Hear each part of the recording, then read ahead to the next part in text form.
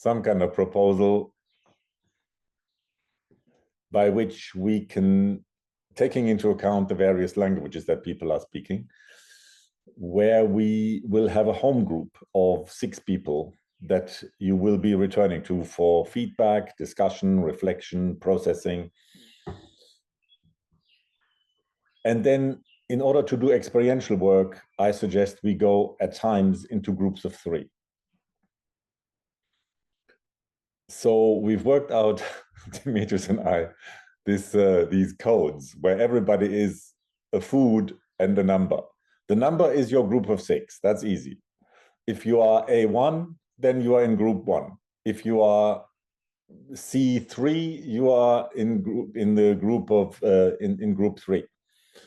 But what are the foods for? When we go into groups of 3, the first letter of your food that is allocated to you is the role that you have in the small group of 3, i.e., whether it's A, B, or C. And there is some kind of rotation, and we will take turns in the groups of 3. Somebody will be the client, the breather. Somebody will be in the therapist role, or at least in the role of the other, or what in traditional breath work they call the sitter. And then there is an observer. The third person is an observer. There's a few, because it's not working out exactly in terms of the numbers, there may be a couple of groups depending on who turns up, who doesn't turn up. Some people are not here today. They can only make one day. There's permutations like that. So there are some groups of 4. Then you will have 2 observers. The role of person C, for example, in the first round, will not just be to be the observer, but also to be the timekeeper and the overall facilitator of the exercise. So these groups will rotate. I've worked out 2 rounds in the group of 3, and depending on how we go as a whole group, I will adapt and evolve the tasks. But I will do that depending on how we go as a group. Maybe one thing I'll say about that now, as you will hear me propose later, when we do not just do breathwork techniques by instruction, which is the normal thing. You've all read the leaflet, you understand that most breathwork is based on instructions and on the idea that whoever does the breathing, somebody else come in, that whoever does the breathing is perfectly capable of following the instructions, and that they will do so diligently and consciously and deliberately. As you've understood from the leaflet, that inevitably involves that the person breathing needs to receive the instructions via their mind, and then their mind will have to apply these instructions to their body experience, to their chest, to their breathing cycle. And in most breathwork, the assumption is that all human beings are perfectly capable of receiving the instructions, understanding the instructions, and applying them properly, diligently, and effectively. Yeah? That's the assumption. It's a top-down technique that depends on you following the instructions correctly. As you can hear, I have some doubts and misgivings about human beings being capable of that. And whether even the top-down instruction is even a good idea. It's questionable. But all breathwork, as far as we know it out there, depends upon that. When we think of it more as a relational dynamic or in a relational event, breathing occurs in a relationship, then we cannot be like a dog with a bone. As the therapist, as the breath worker, as the sitter, you can't just be like a dog with a bone giving out instructions. So that leads us to a fundamental crossroads in breathwork, which is you want to be able to give instructions, different instructions according to different techniques. The more techniques, the better. And you want to be able to do that effectively, precisely, accurately, appropriately. You want to be able to give instructions. But at the same time, you want to be able to drop your instructions. You equally want to be available to pay attention at any moment in time. You want to be able to drop your agenda, to drop your instructions, to drop your expertise, and to pay attention to the relational dynamic that is present in the moment, whatever the breathing is, whatever the breathing pattern is. Whether the breathing, we will have to talk about later, I will have to talk about, how do we even assess somebody's breathing pattern? How do you even know that somebody's breathing pattern is healthy, unhealthy, functional, dysfunctional, before you even give an instruction? How do you assess that? However you assess the breathing pattern, whether it's optimal, these are the languages that people are using. Yeah? When people talk about breath work, most people, they use this kind of language, which is medical language. Functional, dysfunctional, optimal, suboptimal, healthy, unhealthy, good, bad. People are nonchalantly using these terms. Huh? As if, A, that's a kind of objective assessment, and as if there is some undisputed idea of the ideal breathing, which the poor sucker in front of you is falling short of. And now it's your task to get them to improve their breathing pattern. Yeah. Do you understand that there are some relational complications in that setup? Yeah, okay, some of you are nodding. Okay, good. So what I'm talking about right now is that however you do this, with whatever expertise and all kind of valid perceptions you have of the client's suboptimal dysfunctional breathing pattern, you need to be able to drop that at times and be interested in the breathing pattern as it is. And what kind of relational configuration, what kind of relational dynamic that particular breathing pattern as it is, functional, dysfunctional, good, bad, healthy, unhealthy, you want to be able to be interested in what kind of relational atmosphere that breathing pattern constellates between the two of you. Am I making any sense? Just give me a little nod, because I already have thumbnails in front of me. Okay, Kate is nodding vigorously. All right, that's what we're here for. Good. So we will explore this. What that means over the course of the weekend is that we need to practice giving instructions, having somebody in front of you, noticing, perceiving, assessing their breathing pattern, and giving instructions. At the far end, that means somebody who's really resistant to breathing, somebody who doesn't breathe spontaneously, let's say at the far end, who's really stuck in some kind of minimal, restricted, tight breathing pattern. At the far end, it means you want to know how to push them. Yeah? I mean, in most of traditional breath work, the pushing happens all the time and nobody bats an eyelid about it. It's relationally, I don't know whether you've noticed in your life, a little bit difficult pushing people. Yeah, people don't like to be pushed. They have to be really obedient and compliant in order to agree with being pushed, or they have to be just very, very convinced that how you're pushing them is a good thing. Yeah, they understand that this may be bitter medicine, but they really need to take the medicine. So, but you want to experiment with doing it elegantly. How do you push somebody elegantly?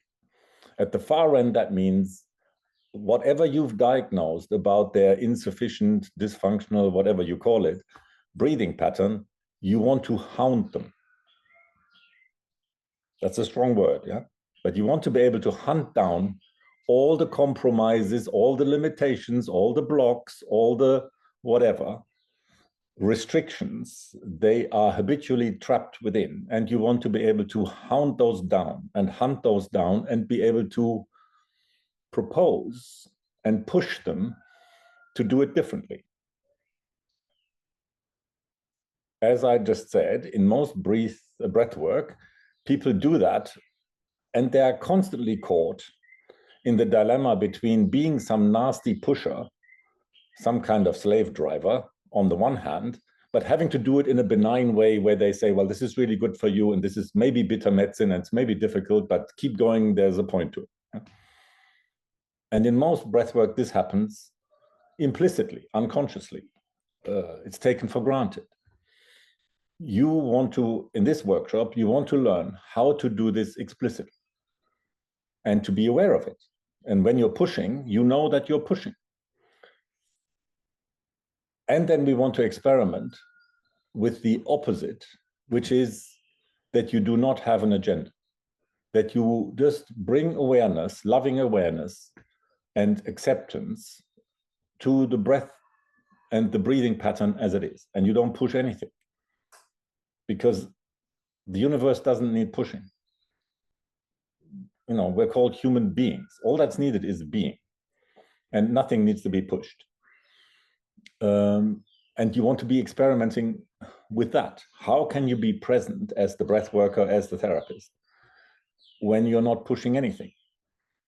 So one thing that can help us when we integrate the various wisdoms of psychotherapy into breath work, we can import from Gestalt therapy the idea of the paradoxical principle of change. I'll talk about that later. But the paradoxical principle, the headline is, change happens when we accept what is.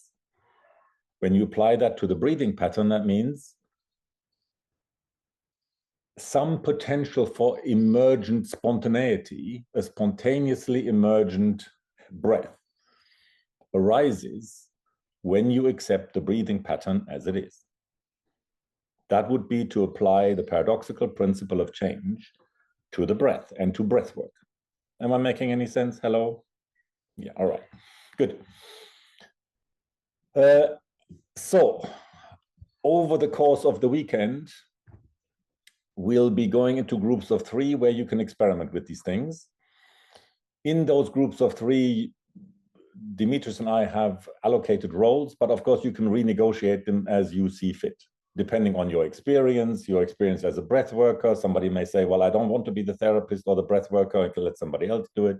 You can renegotiate that as you see fit.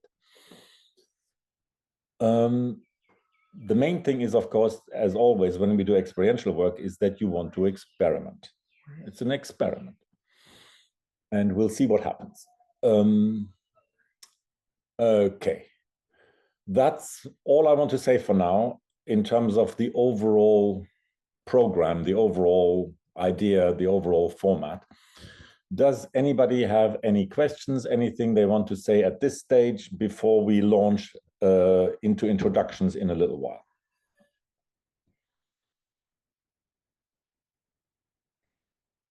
Anything you want to say about, I've read, some people were a bit late with filling in the survey, but I've read most of that. I've tried to make sense with my limited Greek of the Greek responses, but I sort of managed, I think.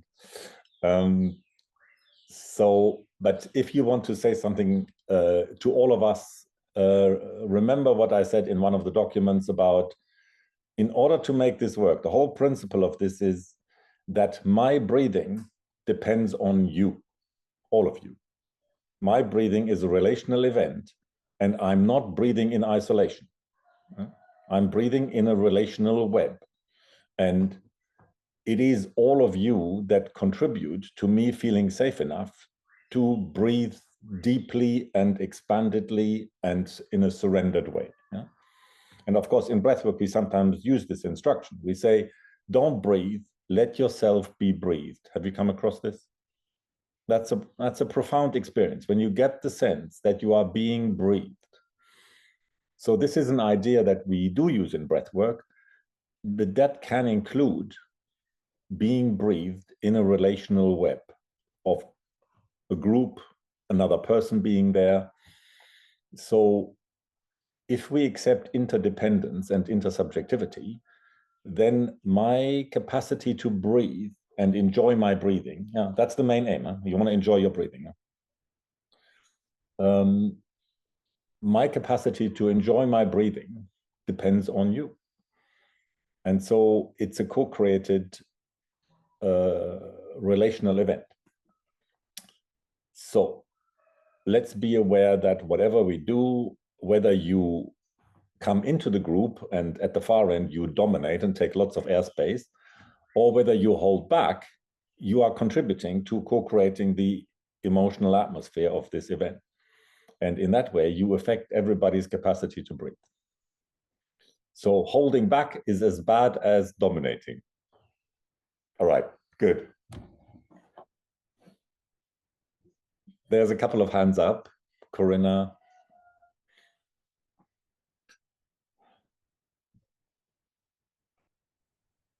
Should I speak? Yes, go ahead. I don't. I didn't see you for a moment. One thing that was in my mind just a few minutes before I come online was that understanding the impossibility that you described of this 2 days and what we are about to do, and all the paperwork and links that we were given. Yes, I found myself for the first time being a little bit out of breath, or being a little bit contracted. Well, it's very, very important that you read every word that was given to you before. You have to be a good pupil, and otherwise it's not going to work very well. Yeah. Okay, I understand. It was just something I wanted to share. Thank you. Yes, yeah. Well, that's always one of the perennial problems about running anything like this online, any kind of teaching thing, that people go back to school. Huh? Everybody goes back to, I'm now a pupil, and some people are vocal pupils, and some people are quiet pupils, and some people are rebellious pupils, and some people are goody-goodies who, want to please the teacher. And that then really has profound effects on how you breathe. Because back at school, many people didn't have a nice time. Okay. So yeah, I mean, this is part of the problem with some of the breath work, that it depends largely on idealization and obedience. The whole idea of somebody giving you instructions, how can you expect it to work unless you're being obedient to the instruction? All right, Kate. I was muted. Yeah, yes. Also sorry. thinking about... Just hang on, Kate. Just hang on a sec. Manos.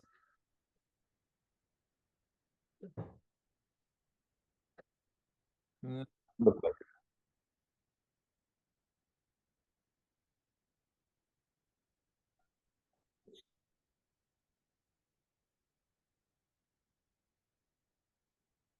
Just do the explanation again then, Manos.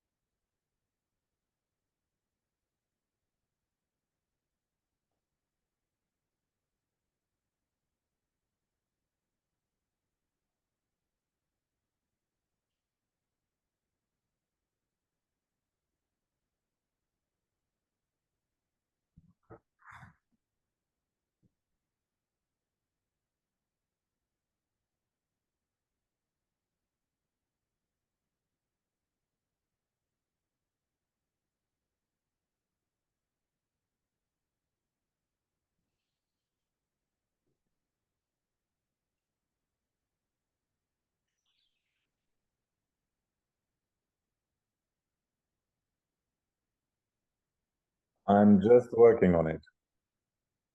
I'm just just made a little screenshot. I'm just technically working on the techniques behind the scenes. So look, I'll put something into the chat. There's a little screenshot of where in Zoom you need to select the interpretation and where you need to select the English channels. Coming now. Little screenshot there at the bottom of my screen. You see, I have selected English.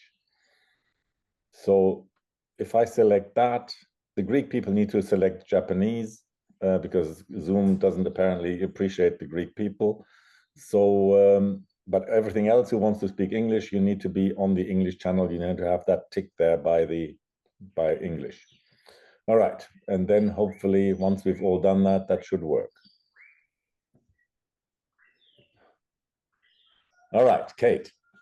Oh, okay, thank you. There you are. Yes, good. I hear you. I am. So, yes, I was just reflecting on what you were saying. Yeah, she's. I can hear her. Yeah, I can hear you. Yeah.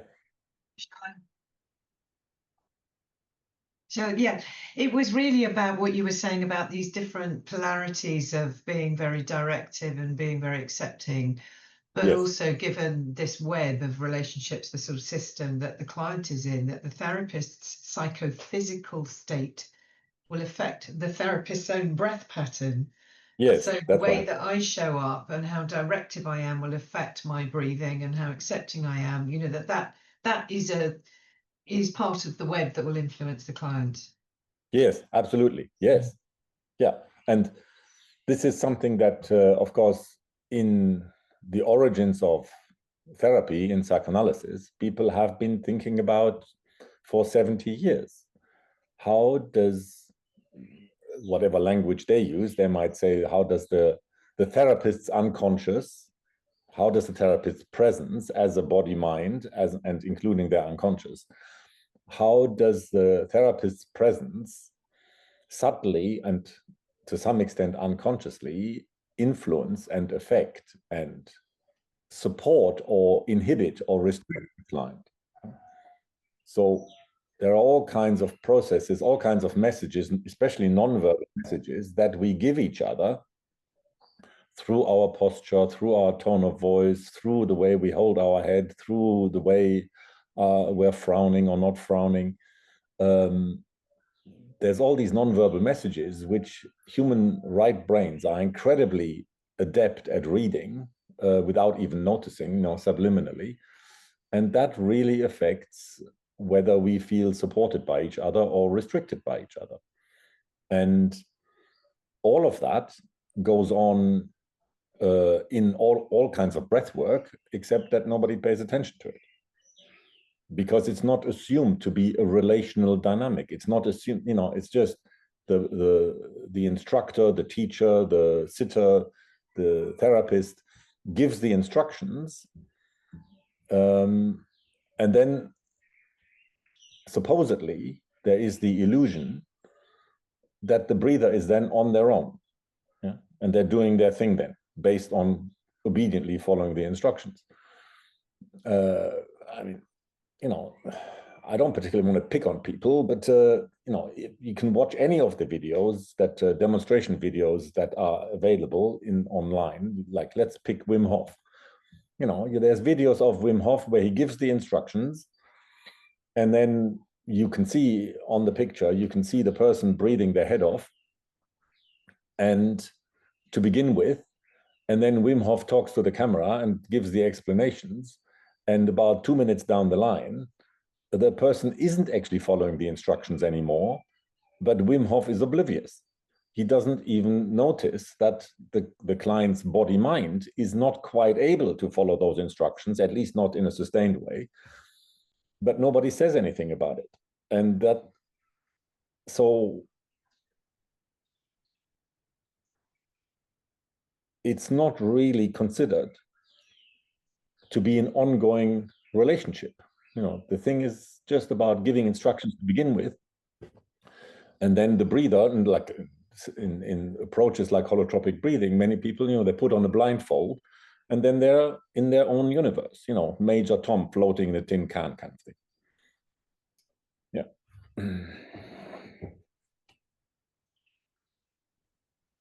May I ask something? Go ahead, go ahead. My name is Georgia, and Hi. I wanted to ask about the limitations and the resistances that we may meet. Is it for example, the yawn? Is it when they can't close their eyes? Is it what kind of resistance we may? Exactly. You're already saying it. So obviously, in preparing for our adventure over the weekend here, that I made a list of those things. It's not even a very comprehensive list, but yes, obviously, if we understand that the whole point of the breath work, whatever the technique, whether it's more Eastern technique, Western technique, rebirthing, holotropic breathing, Wim Hof, neurodynamic breathing, whatever the technique, the implication is that somebody has decided that the way the person is breathing is limited or restricted and can be improved upon via the instruction. So that means that the whole technique, the whole idea of it, starts with a perception of restrictions, of blocks, of limitations, of insufficient breathing, in terms of speed, volume. There's all these parameters of the breath, whether you leave gaps between the in-breath and the out-breath. We'll talk about that a little bit later. There are so many parameters to the breathing. And there are the obvious ones, but there are also many, many subtle ones. Like, I just talked about how subtle non-verbal communication is between humans and how our left brain may not notice, but the right brain does notice and responds. So subjectively, I feel different when I don't know. Shall I tell that story? Yes, okay, I tell the story. One of the earliest people to really make a big deal out of this is a body psychotherapist called George Downing. And many of you may know him because he wrote a very, very famous book called The Book of Massage. I can't quite remember the exact title, but he wrote it many years ago in the 80s, something like that. And then he became a psychoanalyst. So he combined all this intricate understanding of the body and how to touch the body and the body process. He combined all of that with then psychoanalysis. And he ended up working in Germany in a clinic for mothers who found it difficult to attach to their babies. Typically, people, the mothers were in the mental health system somehow, and they were on drugs, and they just couldn't attach to their babies. And they had this wonderful clinic, residential clinic, where the mothers could come with their babies and they could just stay there. And the only condition was that they would agree to being videoed with their babies. Now, this is part of their research. So he has got hours and hours of video recordings of mothers and their babies.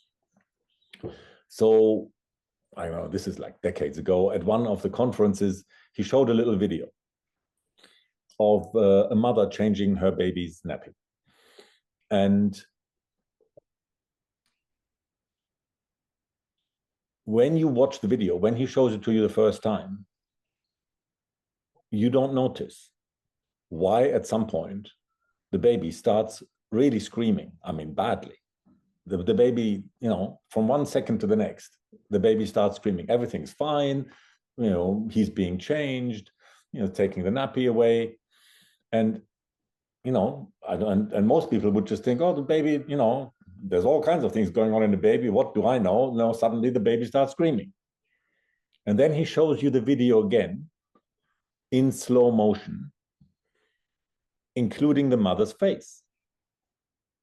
And about half a second before the baby starts screaming, you can see that there is a kind of expression that goes over her face, which is like a look of disgust.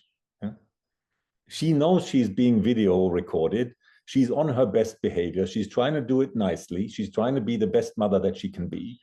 But she can't help having this is like a kind of flash just for a millisecond. This look of disgust goes over her face. And half a second later, the baby starts screaming. That is an example of non-verbal communication, how we affect each other as human beings through facial expression, through tone of voice, through all kinds of non-verbal parameters. That is the effect we have on each other. That's what we're talking about. So the limitations have some meaning. The yawn, yes, for example, yes, has a meaning, or yes, more meanings. I don't know. Yes, exactly. Yeah, So, and usually they have multi, like that's what Freud talked about, all of these meanings of words, but nonverbal communication, they are sort of condensed, over the lifetime. They have acquired many meanings, but yes, there is a habit to this.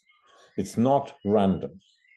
This is what we need to talk about. Later, I'll talk about how every fragment, of experience, every fragment of body-mind perception that you have of the client and their limited whatever breathing pattern, that every fragment has a story in it and therefore has a meaning in the way that you're saying. Exactly, yes. So this is a really important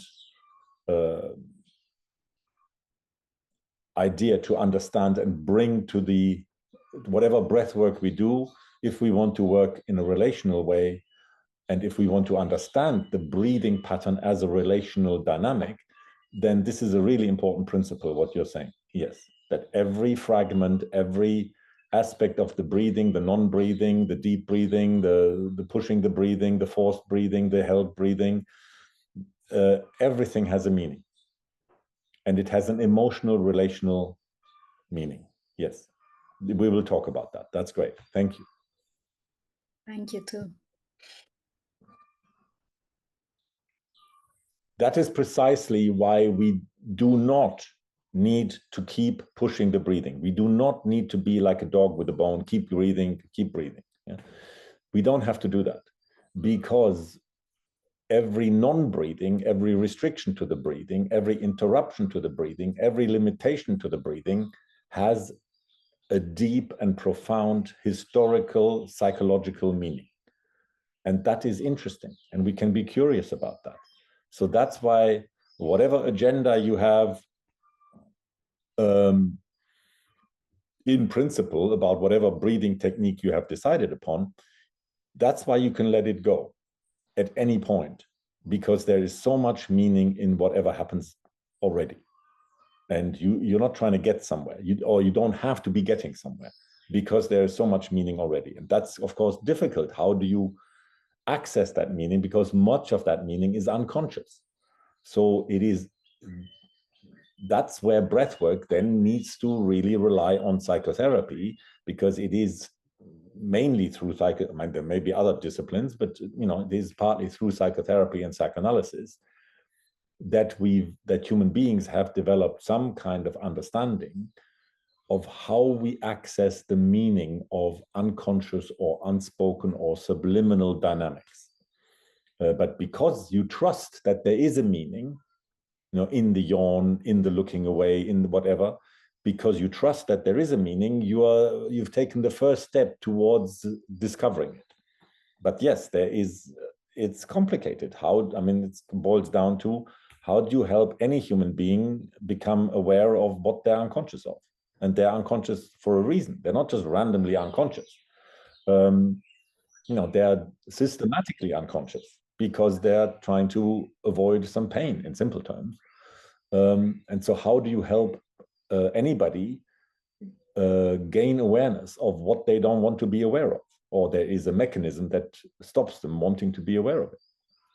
So that gets complicated. So that's why at those points, when you come to that crossroads in the breathing cycle, you come to that crossroads where you're noticing that the person is not following your instructions, or they're unable, or the body mind is just not cooperating with the instructions, that you just don't keep blindly pushing, but that you think this has a meaning. You think this has a deep emotional, psychological meaning, and you're interested and curious and accepting of that potential meaning, even though you don't quite know what it is. Yes, thank you. Okay, let's take a couple of other questions and then we go into small groups and do some kind of introductions. So I think Evangelia, you have a comment, a question? Yes, thank you. Yeah, good afternoon. Good afternoon. I'm just a little bit confused about what you're saying here, because you're suggesting, in my understanding and my experience, certain breathing techniques have an effect on me. So if I slow down my breath, the exhale, etc., then my body relaxes. Or if I inhale faster, I get, let's say, anxious. Also, when I do styles like rebirthing, it helps me, quiet the noise and go deeper and anyway, have insights or whatever. So I do believe in the value of techniques and yes, me too. But the way you've been talking about it is, and I don't think it's a matter of improving or not. It's just different breath can have a different effect on me. That's right. But so far I've been hearing you about what I understood from your talk so far is that that there is always a suggestion about improving things. Yes. My experience is not about improving. It's just it has an impact on my physiology and therefore on my psychology. And I see value in that, basically. And I also hear that, yes, pushing, and somebody may not bring the desired effect, but yes. I'm a little bit confused because I've seen value in structured breathing, in techniques, of course, and support. So I have had a different experience to what you're suggesting.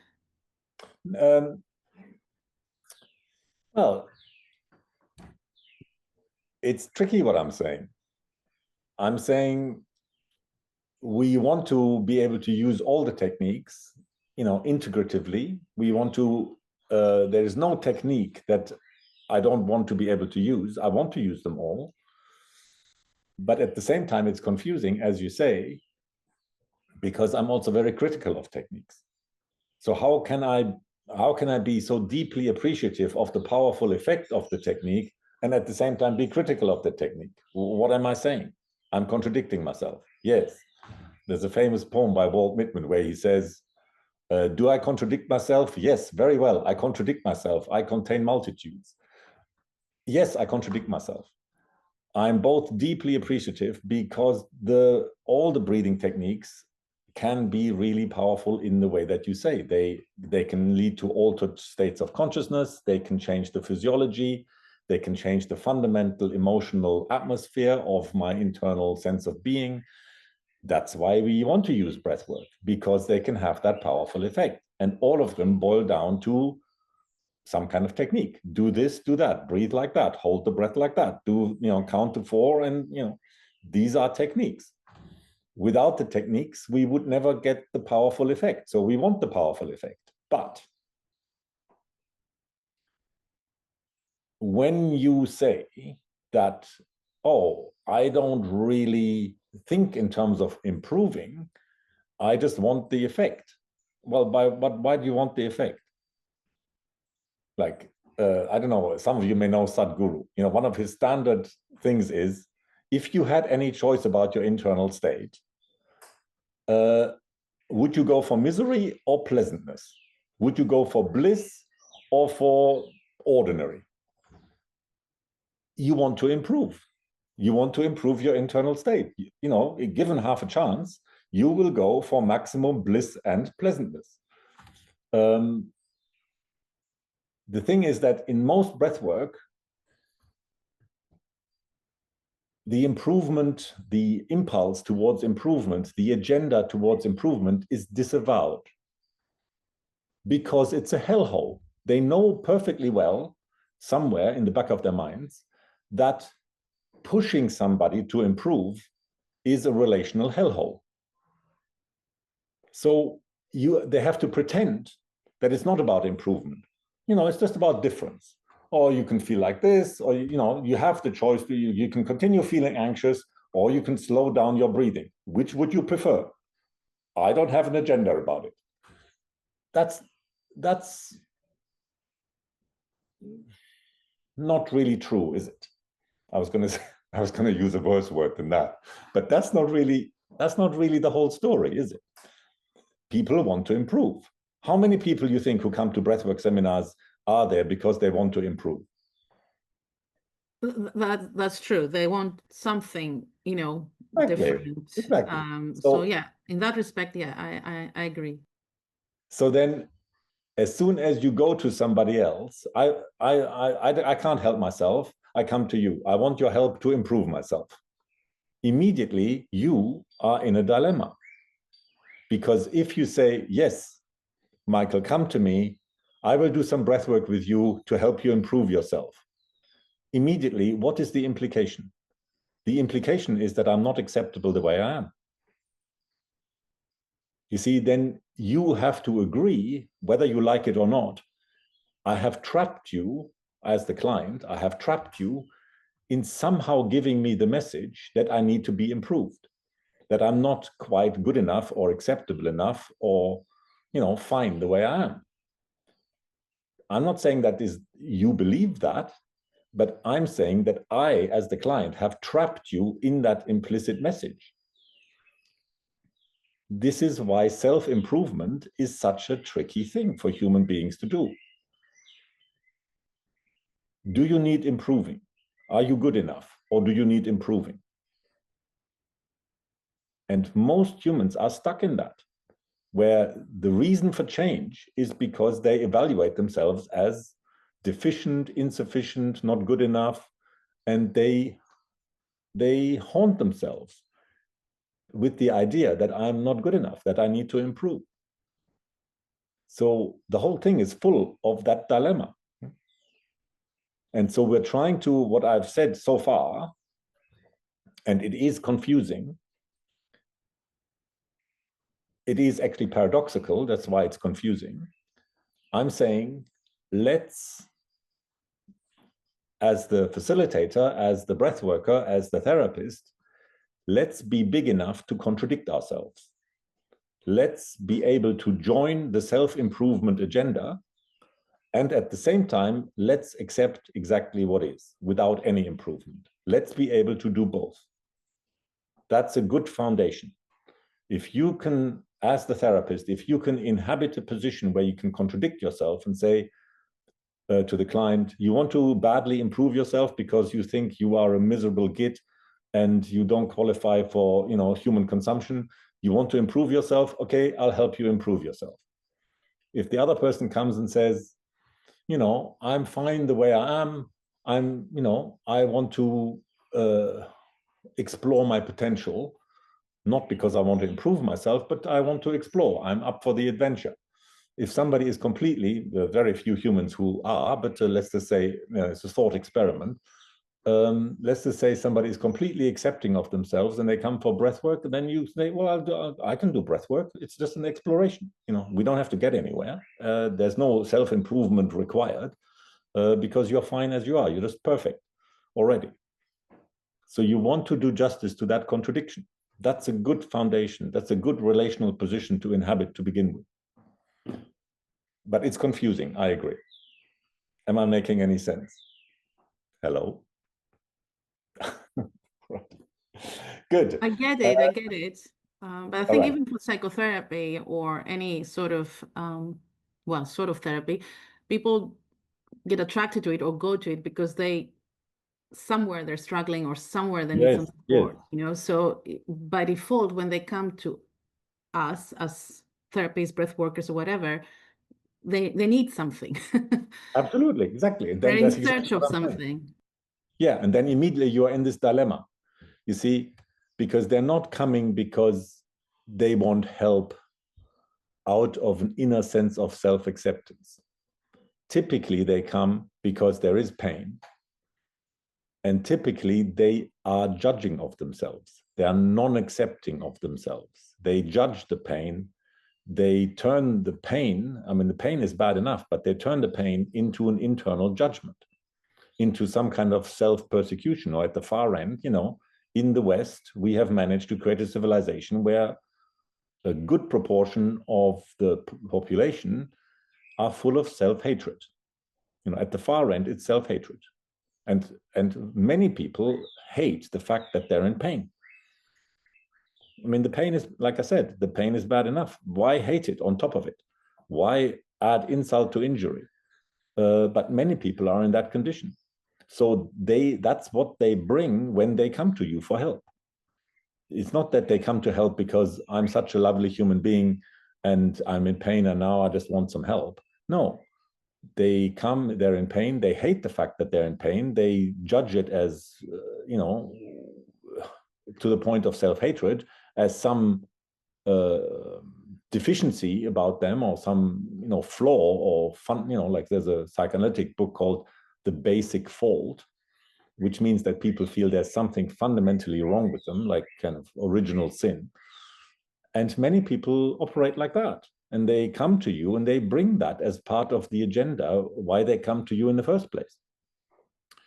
They don't just want help, they want, you know, some kind of absolution and redemption. I mean, I'm talking in religious terms. They want to be relieved from their fundamental existential flawedness, which you may not agree with, that they're existentially flawed, but they come on that assumption. And that's the same in breathwork, or I don't know, in most helping professions. You have that dilemma, that the way the person comes to you has all kinds of self-hating or self-judging implications that by taking them on, you have already implicitly half agreed with. You already said, by taking them on, it appears to them that you've agreed that they are deficient or flawed or faulty, or that they need to improve, that they're bad, and so they need improvement. Even though you're not agreeing to that. You know, you don't actually think that, but it's just part of the deal. So that dilemma exists in all helping professions. That's not particular to breathwork. The question is, how does the discipline engage with that dilemma? You know, how clear and aware and embracing of that initial dilemma are we as a profession or as a discipline? And when we integrate the techniques of breathwork with this understanding that comes more from psychotherapy, then arguably, I would say we're in a much better position to engage in the dilemma, because we're making it like, this is the first thing I'm talking about. Before I talk about anything else, any technique, I'm talking about how do you relationally situate yourself in that dilemma? Because the whole thing is a dilemma to begin with. Whereas most breathwork is taught as if this is a good idea and just follow the instructions and do this and you will feel better. There is no sense of dilemma that the breathworker inhabits.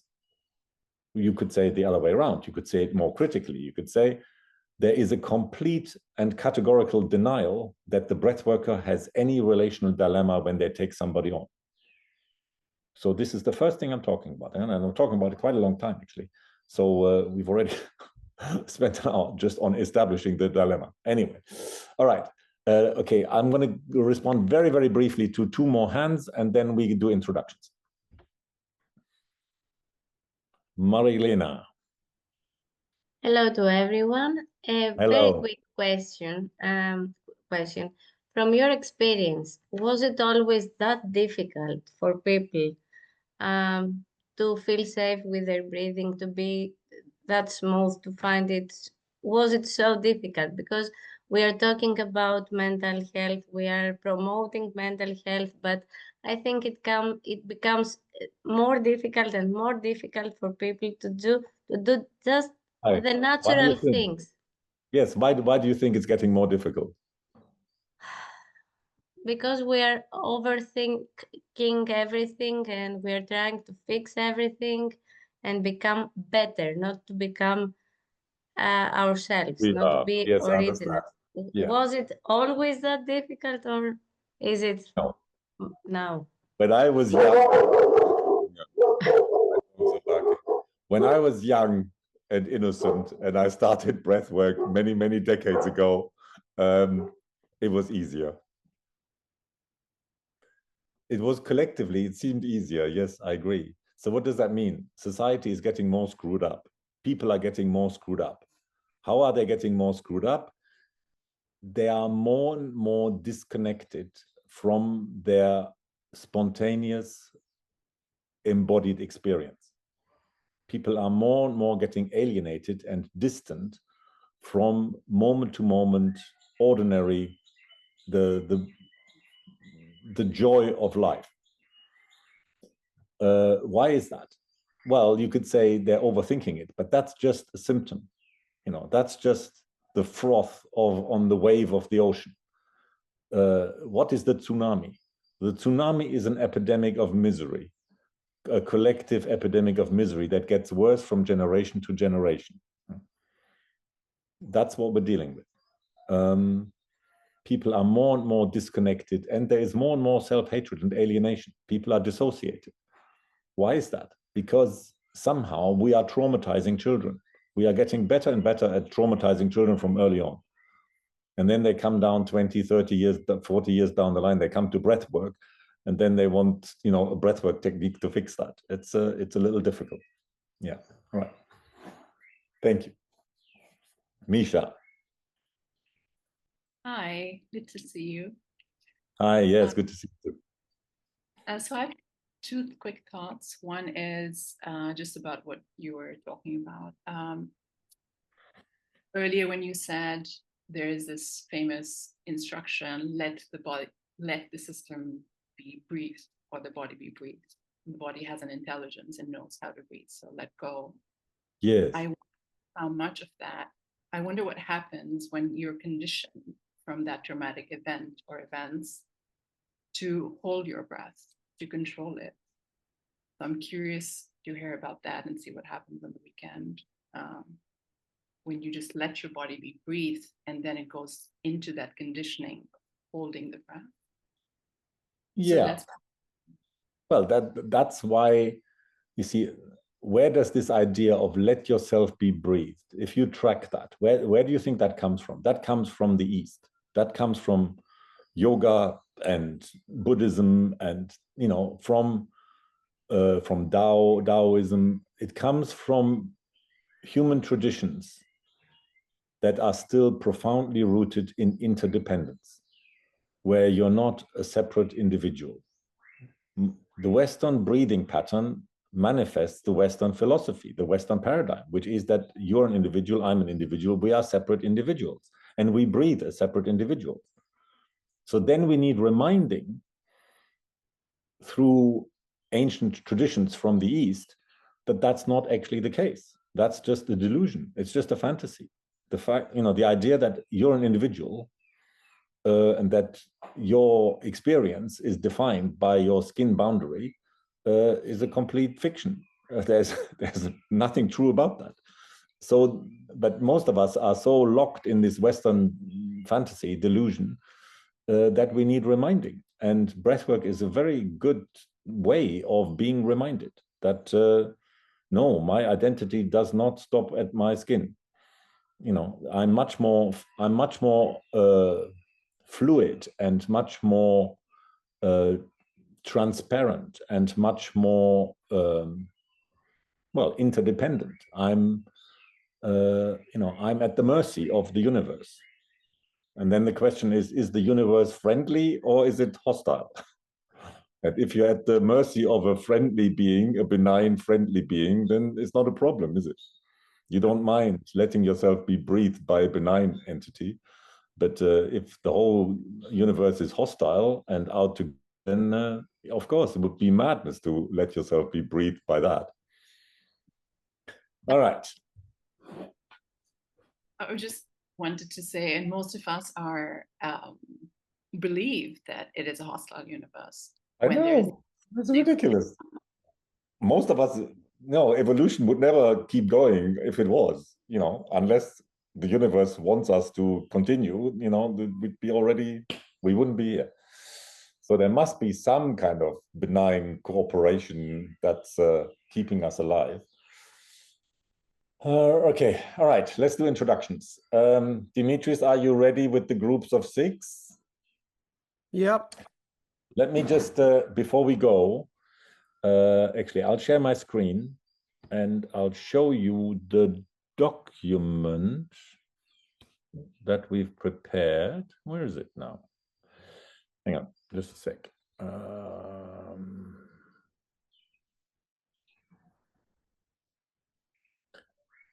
Obviously, it was in one of the emails, these 2 documents. There's the survey that you did, and then we set up a Google Doc document, which I just want to briefly share so that we can all use it and make reference to it. Also because for later, it will have the instructions for the small groups. So this is the document. This is what it looks like on my screen. This is like a Word document on screen. You have the link in your email. I can post it again in the chat just to make sure that we all have access to it. There we go. No, hang on. Come on. All right. For some reason, it doesn't paste. Hang on. Let's see if I can drag this. No, I can't drag it. Dimitris, can you do that for me?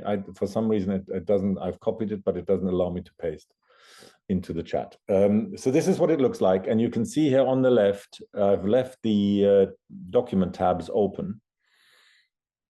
This is the header. This is the Zoom link that you've used. There is a section where you can also maybe after today or whilst the workshop is going on, or maybe in the evening, you can post questions, which I can then still take into account tomorrow. You're welcome to leave notes and comments. Here are the references that I already emailed. Here's the participant list. And in the participant list, you can see your name and also the group that you're in. And I think they may not have exactly worked because Dimitri was saying not everybody turns up and so on, but roughly these will be the groups. You see that? There's 7 groups, mainly of 6 people, some of 7 people, and that'll be your group of 6 where you do the introductions. And that's the groups that we're going to go into right now. Just with 6 people, how long do we need? Let's say we need 15 to 20 minutes. I'll be coming around and visiting you. I'll be dropping by just to see how you're getting on. Spend 20 minutes getting to know each other, sharing what it is, really your learning edge, what you're here for. Say a little bit about your practice of breathwork or as a breath worker or both as a client and as a therapist. And say a little bit about your learning edge and the questions you're bringing to this workshop and what your impulse is, what you want to experience. Do you want to breathe when we do experiential work? Do you mainly want to be in the position of the person breathing, or do you want to be in the position of the breath worker who experiments with different kinds of ways of being present and intervening? What's your emphasis? What's the main thing that you want to get out of this? Share that kind of thing with each other. Because you will be working with each other. You can see that in every group of 6, if you can see this on the screen, the first group of 6 I've put into green, and then there will be 2 subgroups of 3 where you will be then working experientially. So right now on the screen, Gemma, Tracy, and Joe will be in a group, and you can see here at the end, you're all in the group of 6, that's number 1. But then within the group of 3, you will be avocado, banana, cream, which means that Gemma will be person A, Tracy will be person B, and Joe will be person C. And then later you can see here below, when we have the different rounds of experiential work in the groups of 3, there are suggestions and instructions for each person. Okay? So you can use that document to find out what is your role, what is your suggested role in these groups of 3. Does that make sense to you? Can you access that document so we all have that clear for now, and we don't have to clarify the logistics later? Does that make sense? Or do you have any questions about how to? The groups may not quite be the. This is what I pasted last night, but Dimitris is now doing the updated version of this in terms of who's actually here. So that may not be exactly. You may not be exactly with the people that I pasted yesterday. It may the groups may be slightly different, but in broad brushstrokes, that's what it is. Is that true, Dimitris? Sorry, say it again because I was doing something. You were organizing them. Yes, yeah. I was saying the groups of 6 are roughly the way I pasted them into that document last night. Are they? Yeah, and Yeah, we good. have two more people. Okay. English-speaking people. So I've put them in Oh, the great. English-speaking. Yeah. Yeah. Okay, that's great. So then the 2 English-speaking groups will be groups of 7 also. Yeah. Basically. Yeah. All right then. All right. Michael. All right. Yeah. Michael, so will those groups rotate so that we each experience being the breather, the facilitator, and the observer? In the groups of 3, I am suggesting you rotate the roles. So I've already given instructions in that document for the first 2 rounds of rotation. And then depending on how we discuss it, after those first 2 rounds, we'll come together in a group of 6, do some processing, and then we have discussion later on in the workshop today. And then I will need to talk. I've given headlines already, but I've prepared some slides. It's a really, obviously you understand, it's a really difficult thing what I'm trying to do. I'm trying to integrate the whole psychotherapeutic principles with the breath work as relevant to breath work. I'm not have any idea that or notion that I will be teaching psychotherapy, but I need to make some of the principles applicable to breath work. And that's a really difficult thing to do. But the purpose is to really focus us in a very concentrated way on the dilemmas that immediately arise and how does that translate into practice. If you are a breath worker, if you want to use breath work in your practice, I'm trying to make it as practically applicable and relevant as possible. You know, obviously you understand that this could be a half-year course. You know, we could be having, 10 weekends on how to integrate psychotherapy into breathwork. We're not going to do that. So I had to really think very hard, how does to distill the essence of the integration and what does that mean in practice? So that's what I need to talk about.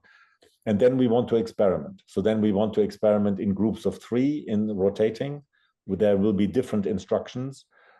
I've already said today, later on today, when we start practicing, it's easier to start with pushing the breathing. It's actually more difficult to work with the breathing as it is, because that's more psychotherapy. And for some of the people in this group, that's actually more difficult. So there is a logic to saying, let's experiment with pushing the breathing. But those are the 2 broad headlines. We will experiment with pushing the breathing. Then we experiment with working with the breathing as it is. And then we try to integrate them in the tomorrow afternoon. But yes, in the groups of 3, take turns. I'm expecting that depending on how it flows, that we will do, like later on and tomorrow, we will do some practicing in the group of 6. So then we have 1 person breathing, 1 person being the breathworker therapist, and 4 observers. And then the task of the observers will be to really monitor how the therapist, the facilitator, is applying the principles. And we have stops and starts as usual, where we reflect on what's happening, what's the dynamic. So yeah, some of the experimental work will be in groups of 6, but to begin with, it's easier to start in groups of 3 where we rotate the roles. Yeah. Thank you. Good. Ready for getting to know each other? The group is full of lovely people, I can guarantee you that. So it's a benign universe. Say hello to them. All right, Dimitris, breakout room.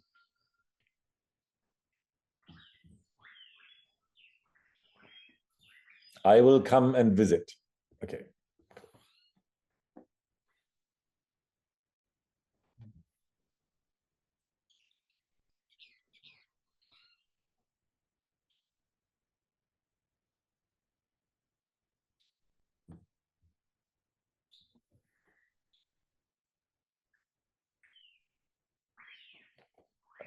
Dimitris.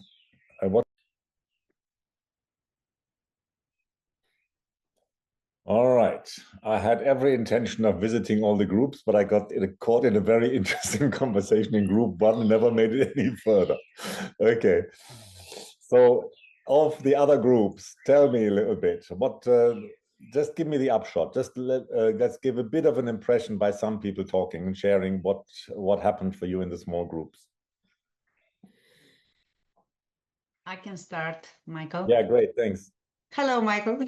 Hi. I'm so glad I'm here again. And this is actually the wonderful thing because I saw familiar faces in my group and I was very glad. I feel also very safe, as me and Corina shared, that we have two amazing people in our group that they kind of know breathwork. So we're gonna experience, as you know, the brothers, as much as we can, because this is actually my intention here. I really wanna experience it for myself. I wanna feel how it feels, and then maybe, if I can feel comfortable enough, I can share it with my therapy people, your clients. Yes. Yeah. My group is very nice, very interesting. We have trauma, we have breath worker, we have psychotherapist. We have also a coach with what's his cinematographer. We have a cinematographer in our group, so we are all of a kind. I'm a psychotherapist. So thank you for giving us this opportunity to connect and share. Yeah, cool. Thank you.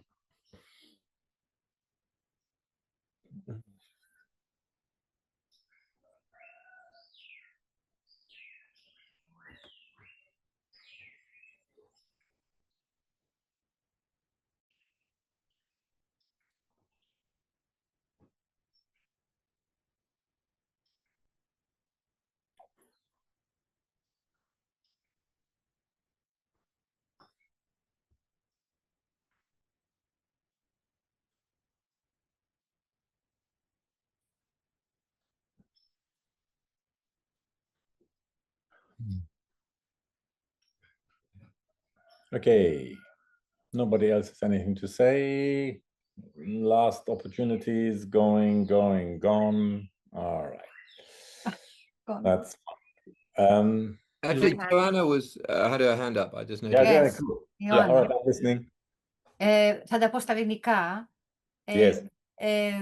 Ήταν πάρα πολύ ενδιαφέρον ότι βρίσκεσαι ξαφνικά σε μια ομάδα που δεν γνωρίζεις τους ανθρώπους από τόσο διαφορετικά μέρη της γης και βρίσκεις ότι ένα θέμα μπορεί να σε φέρει πιο κοντά και να βρεις κοινά πράγματα. Just hang on a second, everybody. All of those who want English, every time you come back from the breakout room, you have to reinitiate your interpretation to English, I think, because I lost it.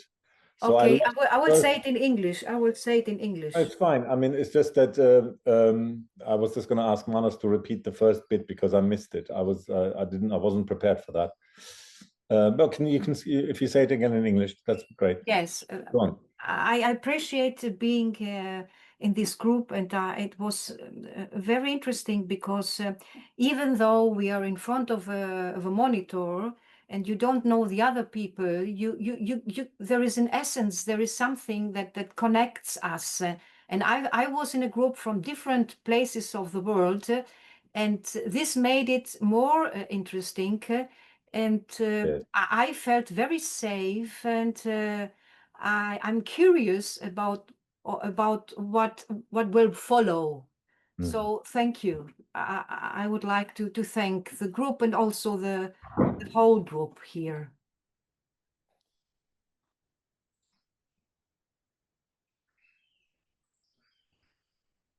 Maybe I should spell out at this point that we have some participants in this group who have been working with me, studying with me for quite a long time. So in terms of the psychotherapeutic principles and background, and I've tried to distribute those people fairly across the groups, because when I'll talk theory a little bit later, for many of you, some of it are just pointers. We don't have time. If we want to really get down to breathwork and applying the whole thing to breathwork, we don't have time to go into the finer details because that could take hours. So I will just make a reference, but some of the people in your group, they will have a substantial depth understanding of what I'm referring to. And so do make use of each other, especially when you're, I mean, it doesn't quite apply as much in the Greek groups, a little bit in the Greek groups, because there's also some people who've been in an ongoing group. So make use of these people. Like there will be people in your group that you can ask questions. When I talk about, you know, the internal conflict and habitual mode versus emergency, and what is he talking about? Well, there will be some people in your group that can expand on that and amplify that. So make use of each other when you are processing later.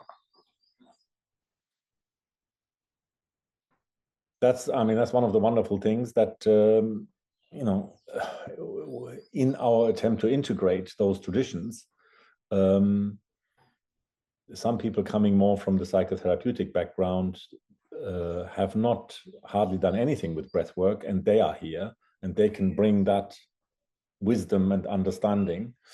And then we have a good number of breath workers who can bring that kind of accumulated expertise of the practice. You know, it's a sophisticated field of practice, and many, many different powerful things can happen in experimenting with the different techniques. And I think we've got representatives of different breathwork traditions. So yeah, again, everybody make use of that expertise. And of course, the suggestions will be when we do more active work, experiential work in the groups of 6 later, that in every group there should be at least one person who has really significant experience of being a breathwork facilitator. So if nobody else wants to go, then there's always at least, I think, one person who has that expertise.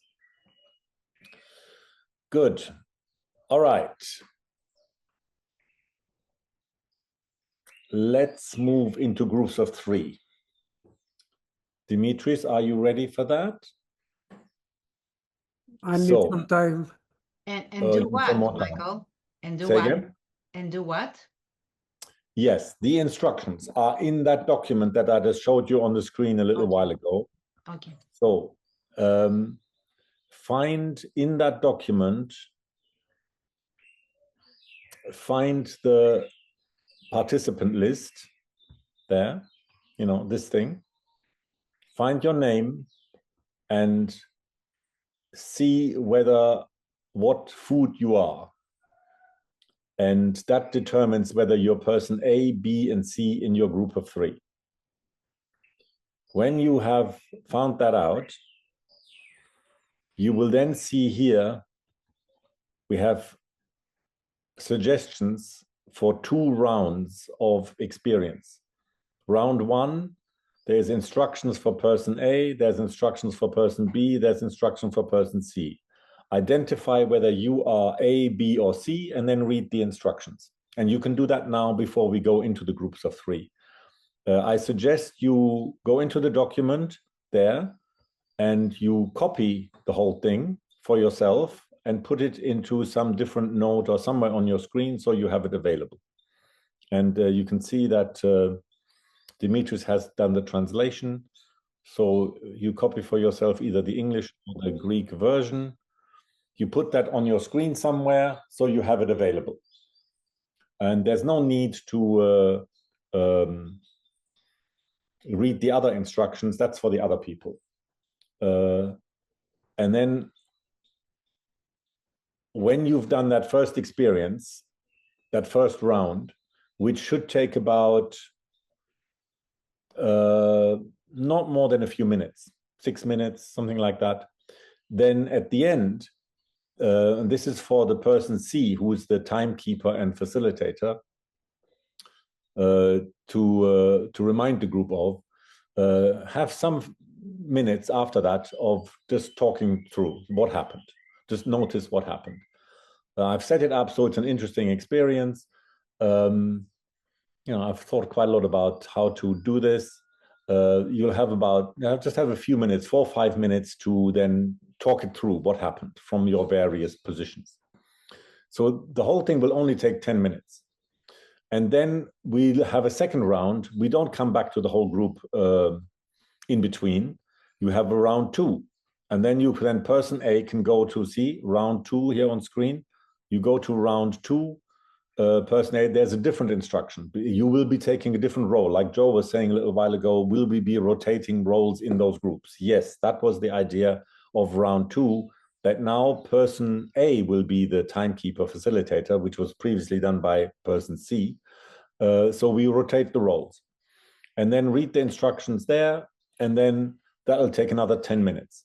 So all in all, the whole thing should take you about 20 minutes.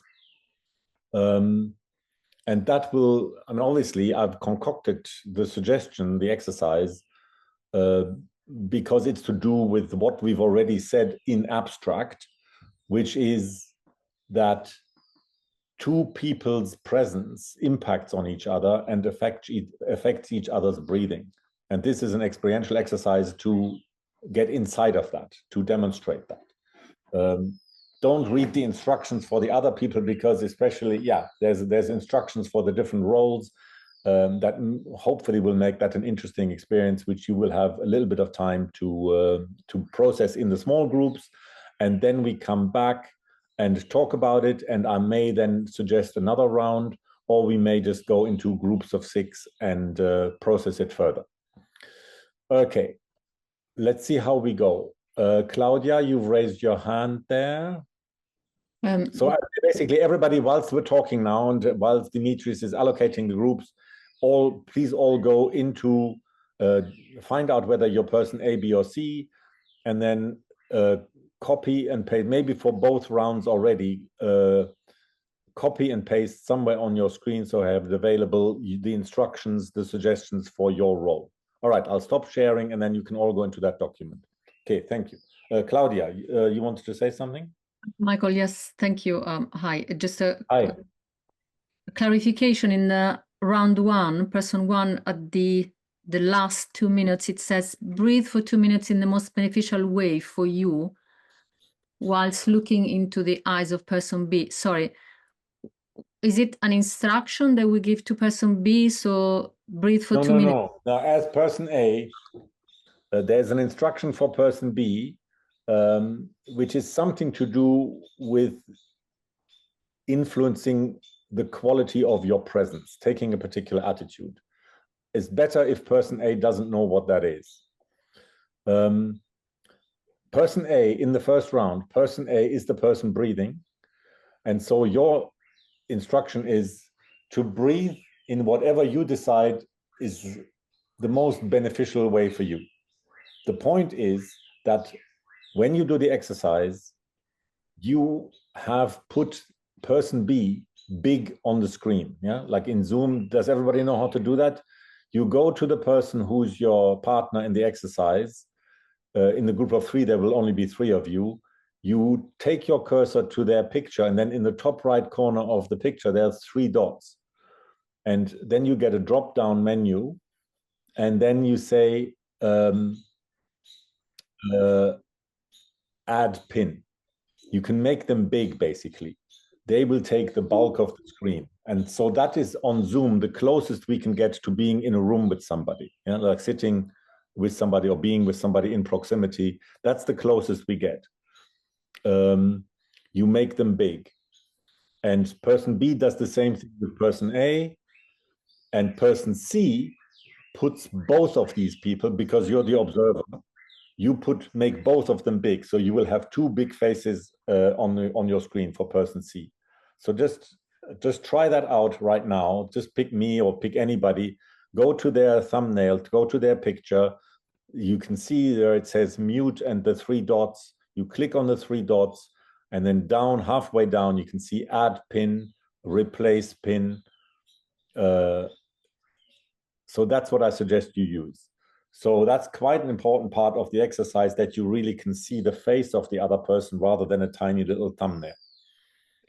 Michael, sorry, but logistical point. I'm having difficulty locating that link for finding the instructions for this exercise. Can you? Okay, there. I think it's Dimitris has posted it already. Oh, so if in you the look at the chat, like 1, 2, 3. I've posted it. Yeah. Yeah. Great. So there's like Dimitris, like at 8:41, he posted the link. And then you get to the document, and in the document you can see on the left side there's the different tabs. Got it. So you first look in the participant list what role is suggested for you. As I say, in the groups of 3, you can always change the roles, but renegotiate them, that's fine. But there's an initial suggestion to save time and to make it more efficient. So you locate whether you are person A, B, or C, and then further down at the bottom of the tabs, there is round 1, person A, round 1, person B, and so on. And you just go into those tabs, copy the instruction for you, and so you have the instructions for round 1 and for round 2. Does that make sense? Yeah, thank you. Thanks. I'll be visiting. I'll be coming around the various groups of 3. I'll probably get stuck with the first group again. No, I will not. I will keep moving. So yeah, 20 minutes. I'm ready. Shall I ask something? Yes. If the logistics, this yes, would be about the logistics. yes, exactly. Yeah. In our team, Fotini, Veneziana, and Georgia, there is no ABC. We don't know who is going to do what. Just negotiate it the way you want to. Okay. There is no. There will be some changes because some people are not here. They didn't turn up, or so Dimitris is struggling to really stick to that list as I pasted it yesterday. So just be creative and take responsibility. I think it's the letter. If you have it's the letter. Yes. Avocado and apple is person A, for example. That's right. Okay. Yeah. Thanks. It took me a long time to figure out the fruit and everything. All right. There is already. All right, good, great. Corinna, one question before we go into the small group. Yes, my question is about the description of what's being given for me. Yes. Okay, yeah, go on. When are you person A? Are you as person A, B, or C? In the second round, C. And in the first round? I don't remember, but I'm the facilitator. C. Yeah. Okay, that's fine. Okay, all right. Okay, but in the second round, you are don't talk about it right now, because no, I won't talk about what I'm going to do, but I want to ask you about. It says that the client will be breathing. Yes, that's right. So there will be no talking, or just it will be just breathing.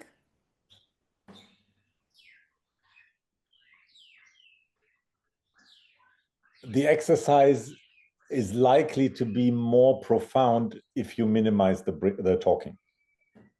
Okay. All right. It's a powerful thing. 2 minutes of breathing, like in his small group, Joe was talking about how some imagination in him already before the workshop was going ahead, and the fantasy of that made him feel more anxious, because he understands that this whole adventure is about breathing whilst being looked at. Like, that's why so much of breath work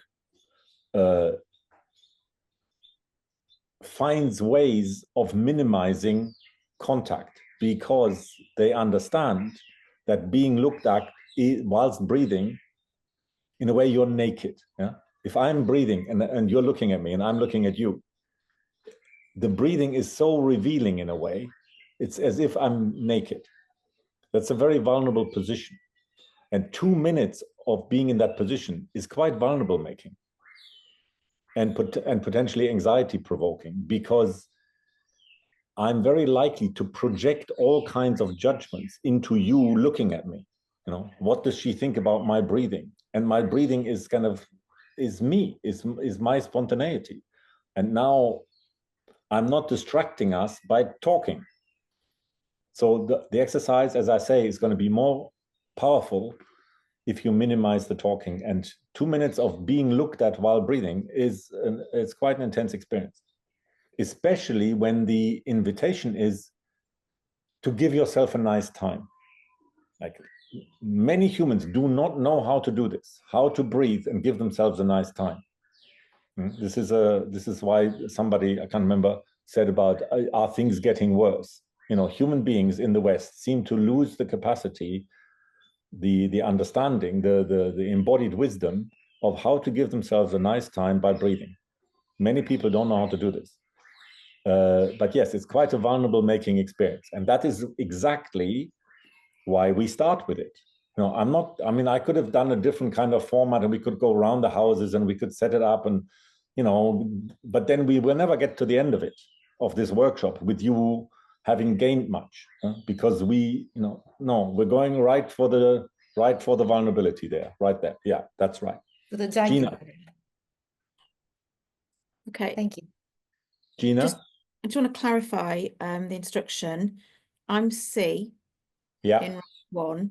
So I'm a bit confused about the 20 minutes when it's overall, the first round is about 10 minutes, including the feedback, because the breathing, the first instruction for the breather is just to talk about the experience of breath work whilst being looked at. And then there's only 2 minutes of breathing whilst being looked at. So that's only 4 minutes. It doesn't sound like much, but when you do it, it'll be a long time. And you just leave a little gap in between those two. And then after those 5 minutes of person A talking for 2 minutes and then breathing for 2 minutes, you have some time to process, like 4 or 5 minutes just to talk about it. What was that like between the three of you? So that makes 10 minutes. That's round 1. And then you switch over to round 2 and do another version, a slightly morphed version of the same exercise. And with different instructions. You know, like, you know that in many of these experiential workshops, people do pair work, and then person A goes first, and then person B gets their turn, and they do the same thing. It's a bit boring. Like, if you're a workshop facilitator, don't set up exercises like that. Don't set up pair work, and don't set up just a repeat the second time of the first version, as if you have to be democratic about it. If you want to maximize the learning, you change the exercise a little the second time round. So the second round is a little different. And then again, you've got 4 minutes or 2 minutes talking, 2 minutes breathing, and then 5 minutes processing. So altogether 20 minutes. Does that make sense? Gina, where are you? I've lost you. Okay. I've dropped out, but I'm kind of I'll go with it. Okay. All right. It'll be fine. All right. Just one final question for me. We're the same person, A, B, C, or D, in both rounds, right? Absolutely. You stay the same person for the whole weekend. You're now trapped in whether you are avocado or apple or whatever you are. Banana. Yeah. I love it. Okay. Hello, banana. Okay, good. Bye. All right, Dimitris, groups. Everybody back. Let's take a few minutes just to give a few impressions of how that worked. From visiting at mostly the English groups, I think whatever the intention was for that exercise, I think it largely worked. But you tell me, give everybody some impressions of what that was like and what you learned from it and what it demonstrated. Claudia.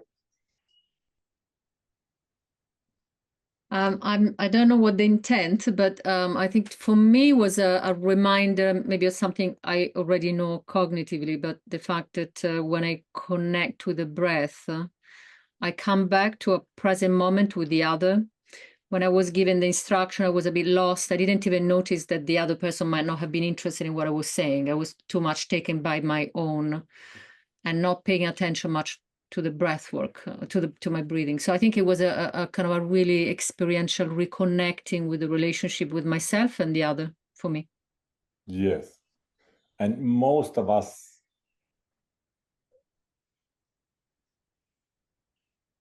find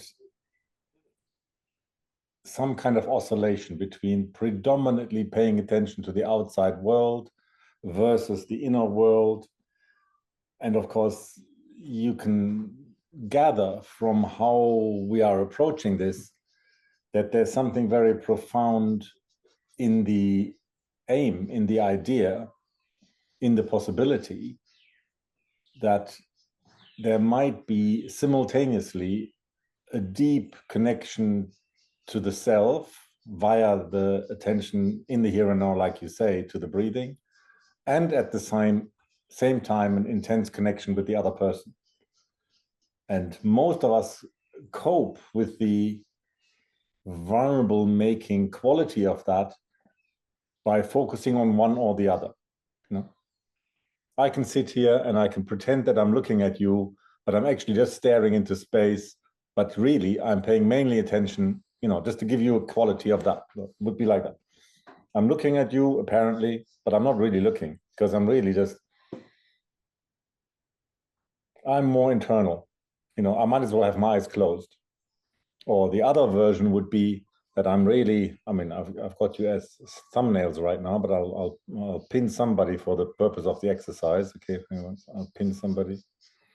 And I'm really just paying attention to you. And I'm hardly noticing what goes on in my body. Yeah? So these are the extremes.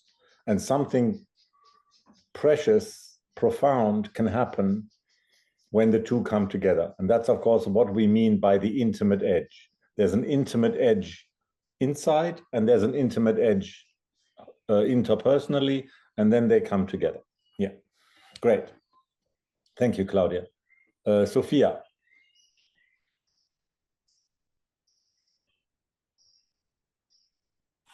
Θα μιλήσω στα ελληνικά. Είναι εντάξει? One moment, I just need to turn on my English again. Every time we come back from the breakout rooms, we need to turn back on the English. Okay, yes, I've done that now. I'm ready.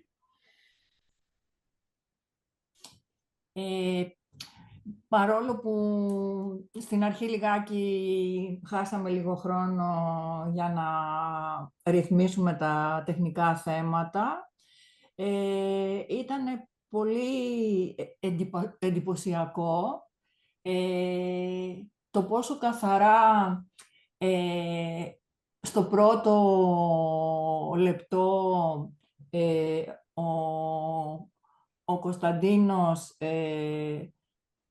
το πόσο καθαρό ήταν ότι το άτομο, όπως και ο παρατηρητής, ήταν σε μία κατάσταση παγωμένης αναπνοής.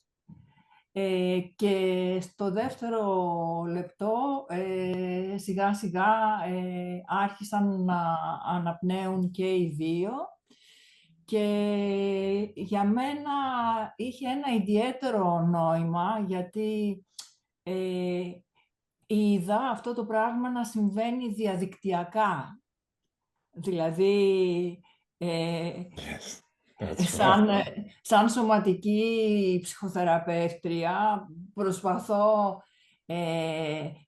να βρω τρόπους να δουλεύω με το σώμα διαδικτυακά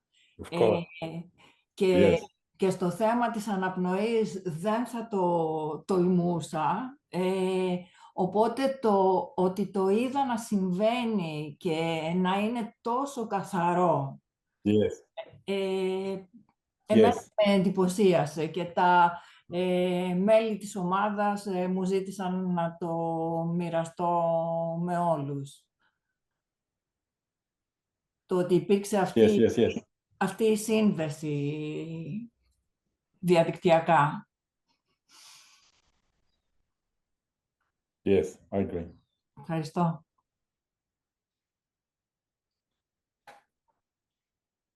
Georgia?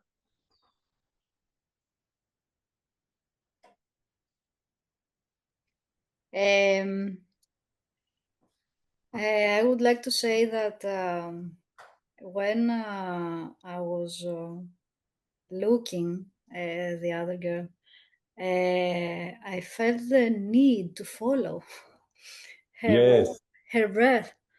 I was trying to have the same rhythm. Yes, the same rhythm. Yes. Yes, yes, and I like that. I felt that I'm connected to her for a moment in a very special way, and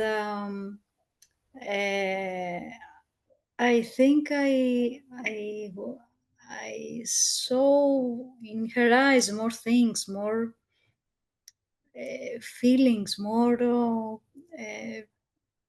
something I haven't seen before while we were talking for who we are and what we do and all this stuff. Yes, exactly. So when I stare at her, stare in the good way, I mean, okay. I felt a connection, a special connection. And the surprise was that I could see her breath.